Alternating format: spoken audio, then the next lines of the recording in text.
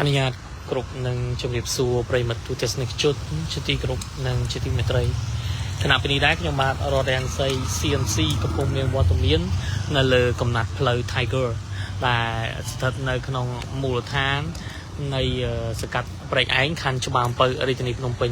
ប្រិមត្តទូទស្សនិកជនកាលពីវេលាយប់នៃថ្ងៃទី4ខែមិថុនាឆ្នាំ2026នេះមានករណីគ្រោះថ្នាក់ចរាចរណ៍មួយបានកើតឡើងដោយបរិសម្នាក់ត្រូវបានស្លាប់បន្ទាប់ពីគាត់បើកម៉ូតូទៅបុកជាមួយនឹងរមាក់ដែលគេចតចោលនៅចាមផ្លូវនេះហើយសពបច្ចុប្បន្ននឹងត្រូវបានគេយកចេញទៅបាត់ហើយយើងឃើញថានៅទីតាំងខាងលើនេះដោយសារតែផ្លូវកន្លែងនេះរៀងសភាពចង្អៀតបន្តិចដោយសារតែនៅចំណុចទីតាំងខាងមុខនេះគឺមានតូបជាច្រើនគឺគាត់លក់ដូរនៅក្បែរនឹងចិញ្ចើមផ្លូវហើយរមាក់មួយគ្រឿងហ្នឹងគឺគាត់បានចតនៅលើចិញ្ចើមផ្លូវហ្នឹងស្របពេលដែលម៉ូតូមួយគ្រឿងមិនដឹងថាគាត់បើកបរក្នុងស្ថានភាពបែបណាទេប៉ុន្តែតាមការបញ្ជាក់ពីប្រពន្ធពីកន្លែងកាត់ហើយបើដឹងថាបរិសដែលជាអ្នកបើកម៉ូតូហ្នឹងមានវ័យប្រហែល30ឆ្នាំឬមួយក៏ជាង30ឆ្នាំដែលគាត់បានបើកបរម៉ូតូ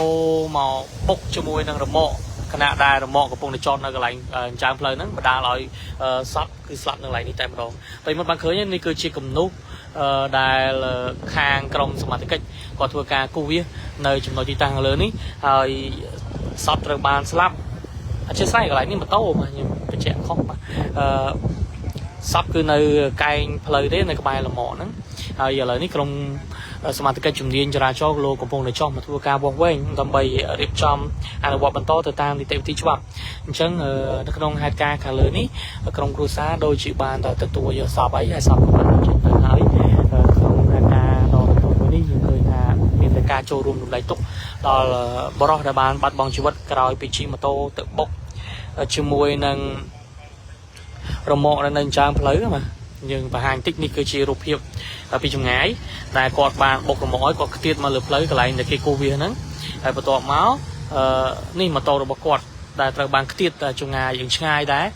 ហើយម៉ូតូរបស់គាត់ត្រូវបានសមាជិកលើកឡើងទៅលើរថយន្តរបស់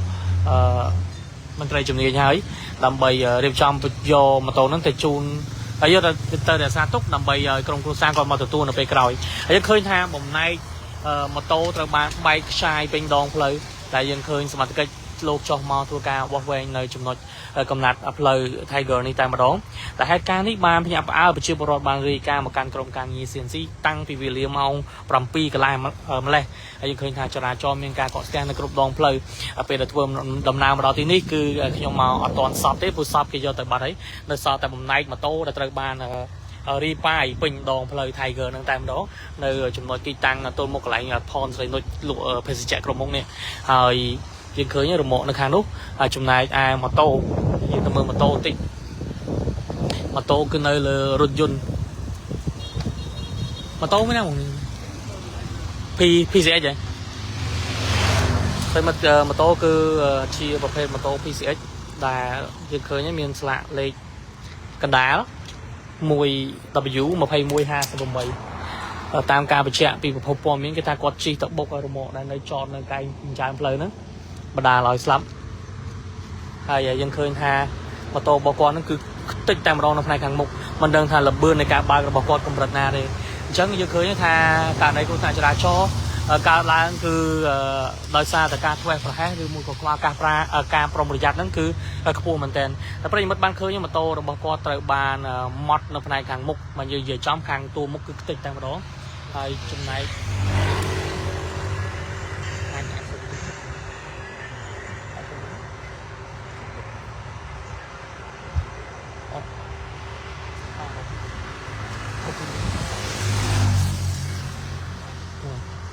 ពេលមកទូទស្សនិកជនយើងនឹងបង្ហាញកាមេរ៉ាវីដេអូសកម្មភាពនៅពេលដែល live ចប់ហើយនឹងបង្ហោះឲ្យប្រិយមិត្តបានជ្រាបនៅជាព័ត៌មាននៅពេលក្រោយហ្នឹងហើយនេះគឺជាសកម្មភាពខ្លះនៃកន្លែងកើតហេតុដែលប្រជាពលរដ្ឋគាត់ថតមកឲ្យដែលប្រិយមិត្តបានឃើញហ្នឹងបាយមិញដែលខ្ញុំបង្ហាញមុនហ្នឹងគឺពេលដែលបុកហ្នឹងប្រជាពលរដ្ឋគាត់ថតមកឲ្យអធិស្ឋានយើងបិទភ្លើងតិចនេះគឺម៉ូតូ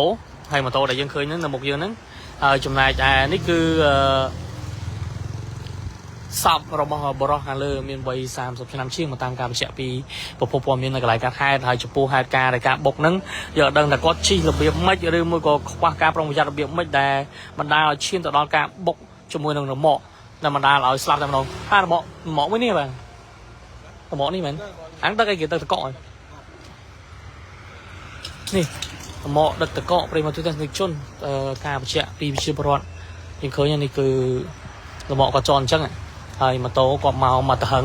ពីផ្នែកខាងក្រោយនេះអញ្ចឹងមិនគាត់មិនដឹងថាគាត់អរេឬមួយក៏យ៉ាងម៉េចមិនដឹងថារមាក់គាត់លើកសញ្ញោបត់ឬមួយក៏យ៉ាងម៉េចដែលម៉ូតូមកបុកចំអាផ្នែកខាងចែង